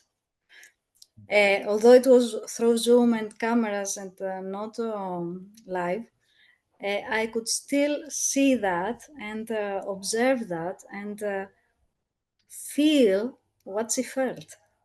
Yes. Yes, that's it. Thank you. Profound thing. That's a profound capacity, quality that human beings have. And that's exactly why we call it the intimate edge. Yes. Yes, but we can't see Georgia. That's true. I forgot to open my camera. Yes, thank you, Georgia. Thank you. Thank you. Thank you. All right, Coralia.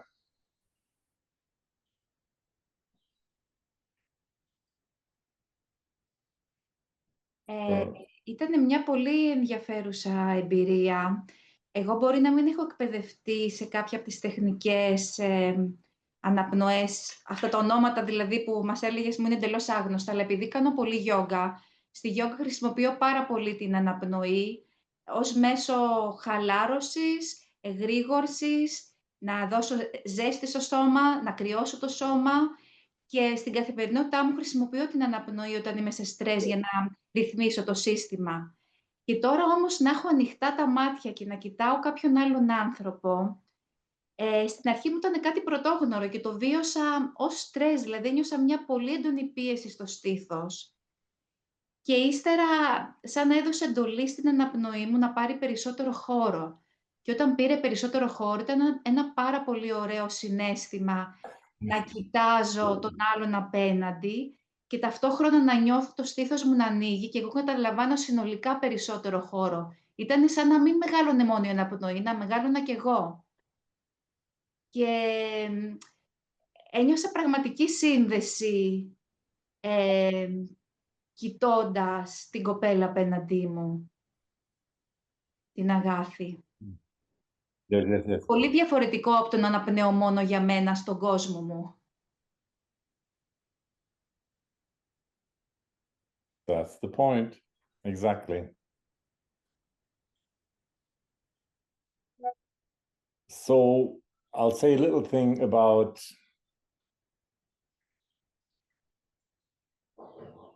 that for most people, this synchronizing of the breath either doesn't happen or it maybe happens subliminally.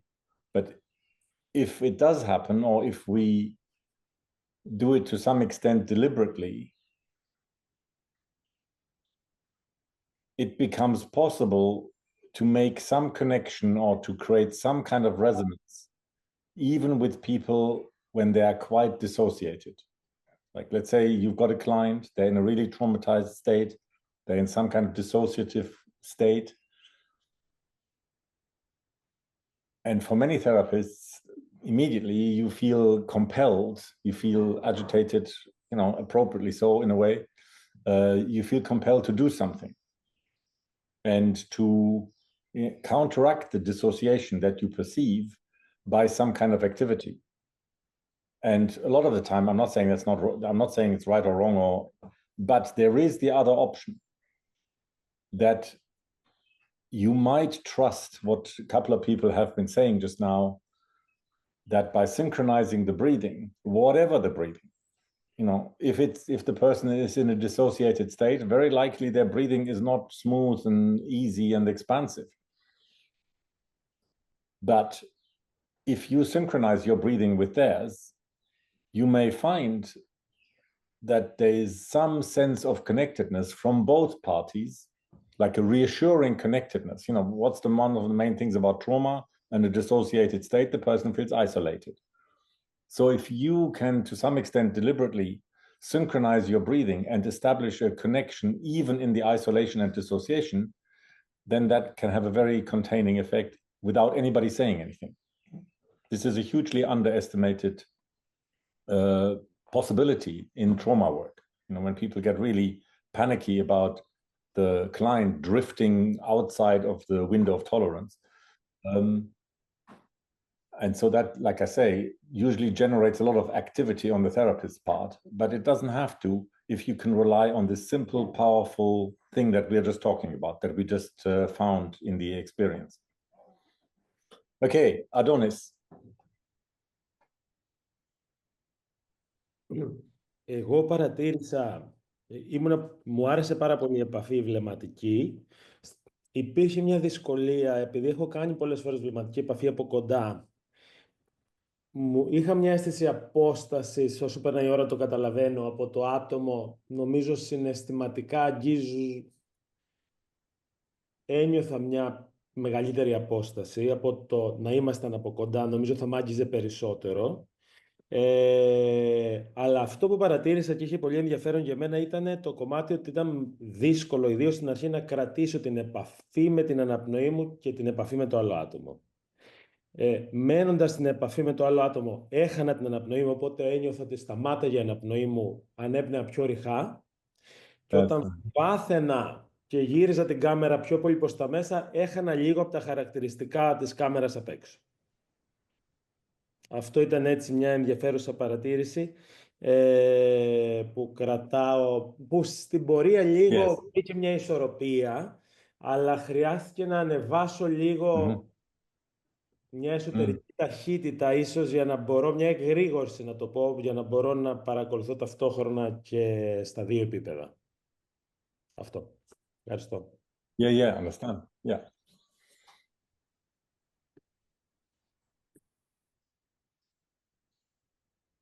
Yes, okay, a couple more people. Joe and... Να πω. Also, yeah. Okay, go on. Okay, so yeah, I just following on from this, like this synchronized breathing, this kind of where the facilitator can breathe with them in empathy and encourage what's already happening more, kind of thing. That was as the facilitator my intention, and it was very interesting in the discussion afterwards.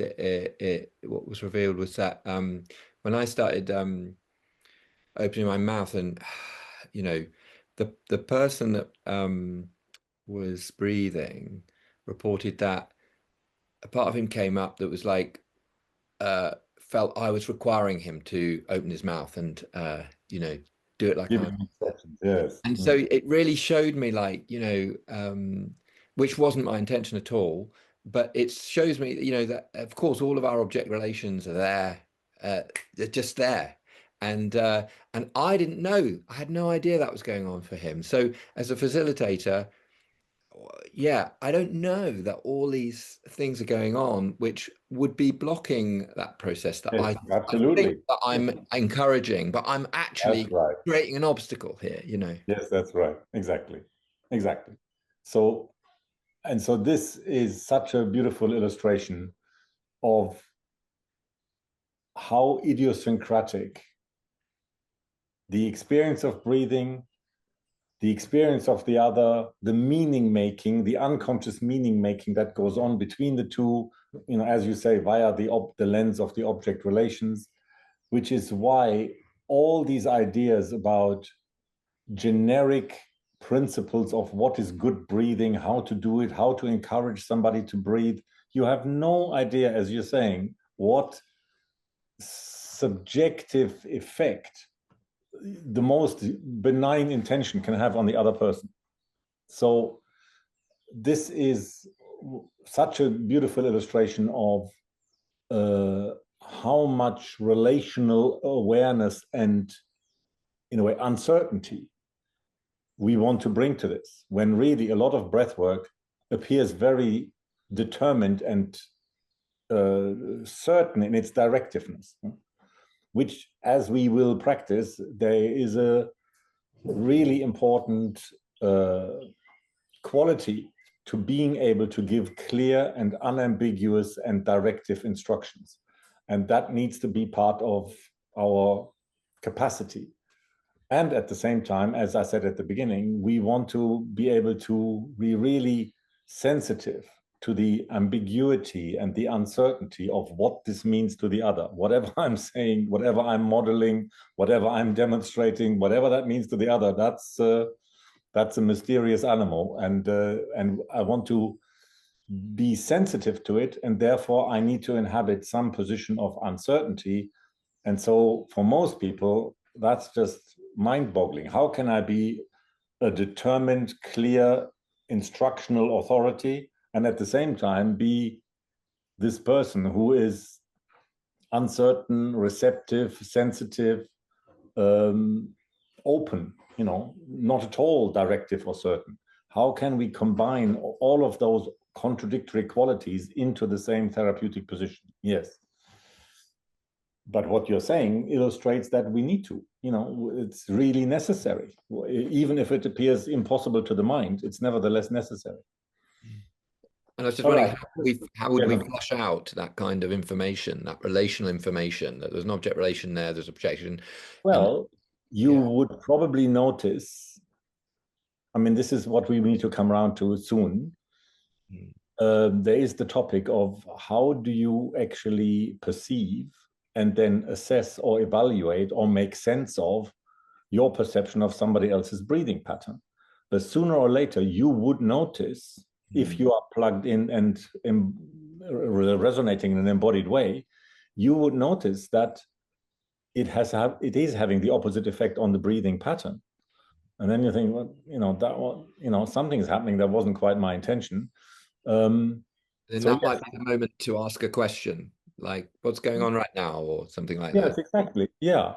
And again, whenever, these are complications and dilemmas that in breathwork nobody thinks about. But what do you do with, let's say you have the perception, I was opening my mouth, I was doing that with an intention of being inviting and saying, yes, let's not force anything, but let's kind of expand and enjoy. And that was my encouraging invitation and participation. And then they take it as some kind of, come on now, open your mouth also and follow me and copy me. And, this is how you do it the correct way, and you're not doing it the correct way, and all of that. So that would have a contracting, inhibiting effect on the other person. And then you notice that. And then you are in a dilemma. What are you going to do? Are you going to go back to the idea that you're just a neutral presence for them that can give instructions, say, well, look, now you're kind of restricting your breathing there, and why don't you? Then you're falling exactly into the trap that's already you're perceiving is set up. On the other hand, if you say, well, what's going on for you? You now need to notice that you can't presume yourself to be received as a benign presence. So like those of you who've worked with me in psychotherapy, you understand that we can capture that dilemma through an apparently very simple, innocuous question, which is, if I were now to ask the question, what's going on for you? Who am I becoming? Or in opening my mouth already, who have I become when I did that? Who have I become for the other in doing that? And that awareness that I may have an intention, but I may not be received, as that person with that intention, I may be received as somebody very different who is now investigating or scrutinizing or, you know, having an agenda. And so, yeah, at that point, whenever you make an intervention based on seeing that gap between what your intention was and how it's being received, again, immediately you're pervaded by the dilemma: are you going to make the intervention in a more authoritative way, or are you going to make the intervention in a more receptive way, in an uncertain way, in a more intersubjective kind of authentic relating way? The whole thing is full of dilemmas, exactly. And these dilemmas are no different from the dilemmas that we talk about in psychotherapy, except now that maybe everything is a little bit more intensified through the immediacy of the breathing and the nakedness of the breathing person being observed. Yeah. Yeah, great. Thanks, Joe. There's somebody else who wants to say something. You've got your hand up. I'm not sure your name because you've got your initials, MF. Yes, it stands for Marga Frida. Marga Frida, hello. Yes, you can call me Marga. So a clarification, please, because I'm not sure that I understood. You propose that we synchronize our breathing rhythm with the rhythm of our client, let's say? No. And if so, great, okay, because I misunderstood. So no, what is your proposal? It's an option. It's the same thing that Joe and I were just talking about. The whole thing is full of the complications of human relationship. If you synchronize too much, you're screwed. If you don't synchronize, you're screwed. On balance, okay, you're screwed. No, because synchronizing is like merging. And not to synchronize is like being completely separate and different. And there needs to be some dance. Sometimes you synchronize, sometimes you're different. Something, you know, and is it a good thing? Is it a bad thing? For some people, merging is torture. For some people, being separate and different and separate, like distant, is being distant and cold.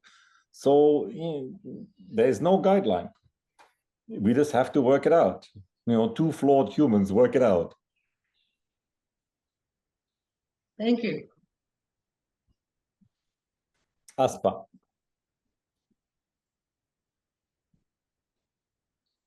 Ναι. Και εγώ ήθελα, μου ήταν έκπληξη η διεύρυνση που ένιωσα στην βλεμματική επαφή με το πρόσωπο που ανέπνε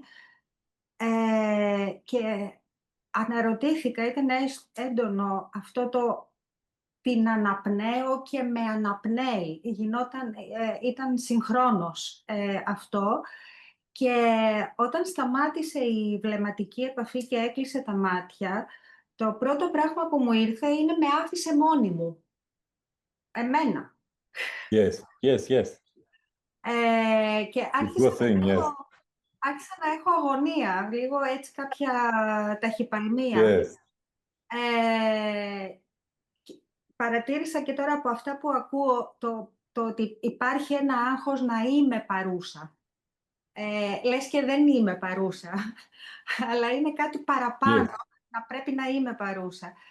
Και επίσης αυτό το οποίο έχει ενδιαφέρον είναι ότι μετά στο, μετά στο feedback η κοπέλα που ανέπνε είπε ότι δεν μπορούσε να μπει στην αναπνοή γιατί είχε μία σκέψη που την ταλάνιζε. Και μετά αναρωτήθηκα, δηλαδή νόμιζα ότι ήταν δική μου η αποσύνδεση, μόνο δική μου, αλλά σαν να είναι και του άλλου η αποσύνδεση. Και όλο αυτό είναι πολλά ερωτηματικά. Yes, exactly. Και δεν ξέρεις, no, it's not enough questions. It's good, you're doing fine, it's perfect. No, these are the questions. Look, this, like, I don't know how many, actually, I don't have the overview, how many people in this group are really coming mainly, predominantly from the breathwork tradition. But the precious thing about you speaking like this is just how many questions there are, how many dilemmas there are, how many uncertainties there are, how many things do not get paid attention to in simple breathwork instruction. So we're just establishing this. We're still in the first bit of this weekend. We need to move on now soon, but you're just illustrating exactly the point that I said in the leaflet, and this is what I want. This is what I wanted us to experience. Just how many questions, dilemmas there are. So yes, there's more questions. Yeah, great. All right, Philip. And then I think we'll have a little break. Huh? Like people said at the beginning, they wanted us to be more disciplined with the break. So I think we should have a little break soon, not long, like just a few minutes, but people can have a tea and things. But let's have, Philip, let's have your comment, and then we'll have a little break.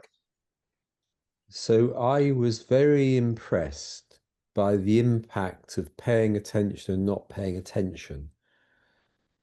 And I get the unifying idea of breath, but surely I think for me, this is much more about, breath is a subset of paying attention. Absolutely. And phenomenology. Yes, definitely. Yes.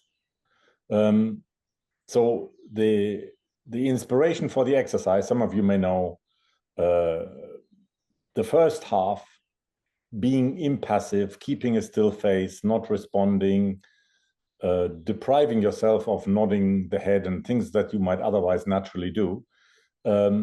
This is inspired by what in infant research they call the still face experiment.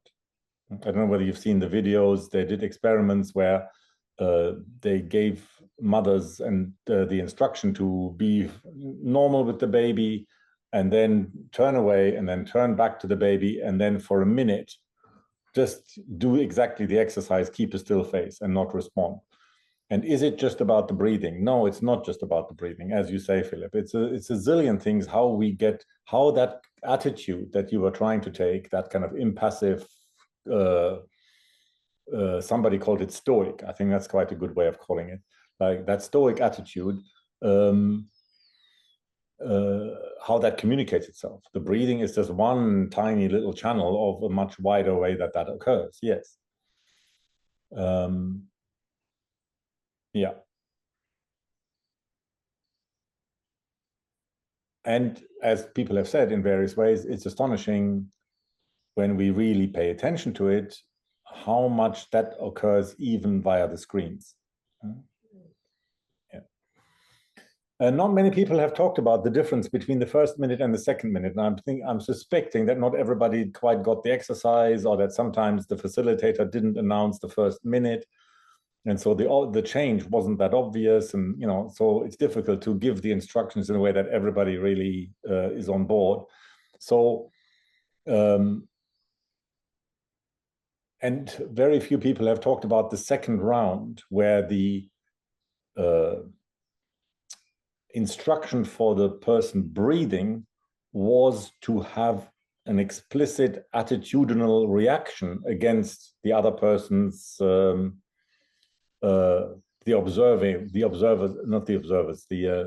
receiving, the therapist's attitude. So not many people have talked about that, but I just want to briefly mention that these things would usually, what we did explicitly in the exercise, these things we can assume usually happen unconsciously. If in any other walk of life, if I'm a person who badgers you with instructions, you can make an educated guess that they will, consciously or unconsciously, to some extent, they will get stubborn. They will resist, or they will become what in English they call pig-headed. They will, they will react. So it's not a one-sided thing. Whatever instruction you give in the most benign voice and hypnotic kind of induction that you can as a breath worker, an instruction is an instruction, and people react very differently to instructions. But if there's just a stream of instructions, there's very likely that in spite of themselves, the breathing person will find themselves resisting, reacting, getting stubborn, refusing. It's just part of the psyche in reaction to instructions. So the point of the exercise was to make those reactions that people have to each other in ordinary breath work to make those things explicit. And for us to notice that these things probably go on anyway. And so then for the rest of this weekend, the task becomes, how can we consciously include all of those phenomena? You know, like you're saying, Philip, there is the breathing, but this is part of a much wider phenomenology. And so this is not something that usually people pay attention to in the talking therapies. You know, this is very underrepresented and neglected there also, which is, of course, why many breath workers say they are somewhat superior or contemptuous of psychotherapy, because they assume that all psychotherapy is talking therapy.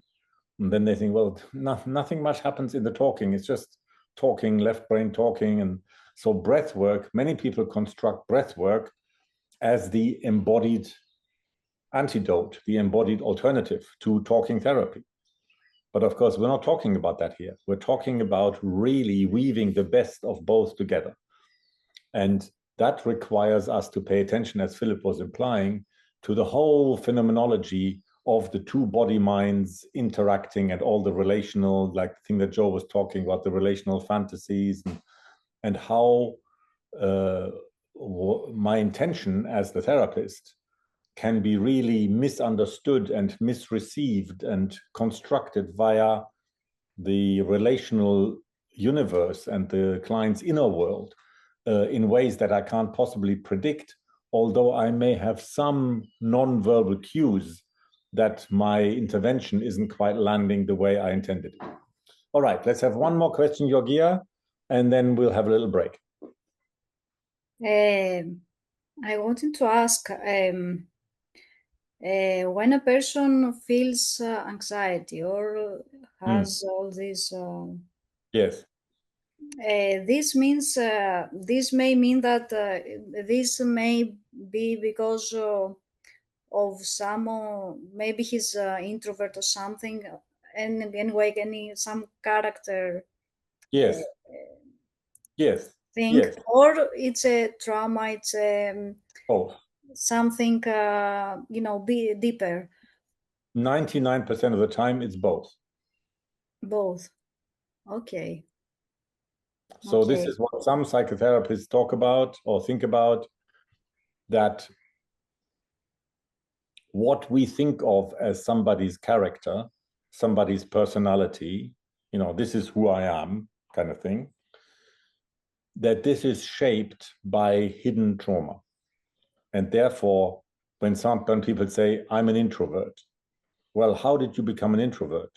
Maybe when you were 3 years old and you were a little bubbly girl and character and you talked to everybody and, you know, and you were the life and soul of the party, maybe you didn't get an affirming, validating response.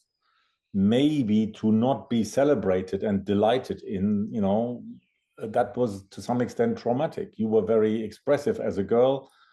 But now all you remember is that for most of your conscious life and memory, you are an introvert. Well, were you born an introvert, or were you made an introvert by some kind of relational trauma? It's not so clear. So when being an introvert can be something you can born with, or not? Maybe. I have no idea. Okay. Probably a little bit, but generally speaking, in our culture, people underestimate. You see, this wasn't exactly the point of the exercise. But what we can get from the exercise is how all of us, even though we are working in this field, we're not even representative of the general population. But there's a strong sense of surprise how much we affect each other non-verbally and how much we are plugged into each other non-verbally. So now imagine being a child. You have the same thing. You have the same sensitivity. You have the same sensitivity to yourself. You have the same sensitivity to other people. You pick up the messages that are being communicated non-verbally, and they really affect you. If somebody is unresponsive, like in the exercise, a little bit cold, a little bit unresponsive, you shrink. You don't feel like breathing. And you think, oh, I'm an introvert. Well, are you? Or are you being made into an introvert because the other person is cold and distant? I'm not saying that we're all born with nothing, that we're all tabula rasa kind of, people, most parents say the child was born with some kind of temperament, with some kind of, the one was different from the other. I could talk about that. It's complicated. So the safest thing to say is, let's not be too certain. Maybe a little bit of nature, maybe a little bit of nurture. What is genetics? People don't know. People hugely underestimate the relational messages that a mother is giving to her fetus in the womb. People don't think about this, but the mother has fantasies about the baby. So she's giving messages. Her blood, her energy is giving messages to the fetus long before the baby's born. So is the baby an introvert at 4 weeks in the womb? Well, maybe the mother is already giving messages. So is it genetic? I have no idea. Let's be uncertain. All right. Let's have a little break. So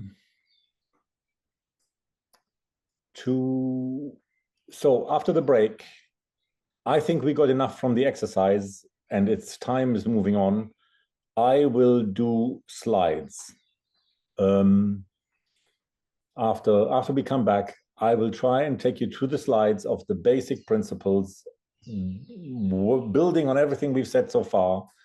I will now try to really make it relevant to how we're going to be experimenting for the rest of the weekend. So it's the main focus, the main purpose, the main aim is to be practical, but there will be some theory involved. All right, have a little break for a few minutes.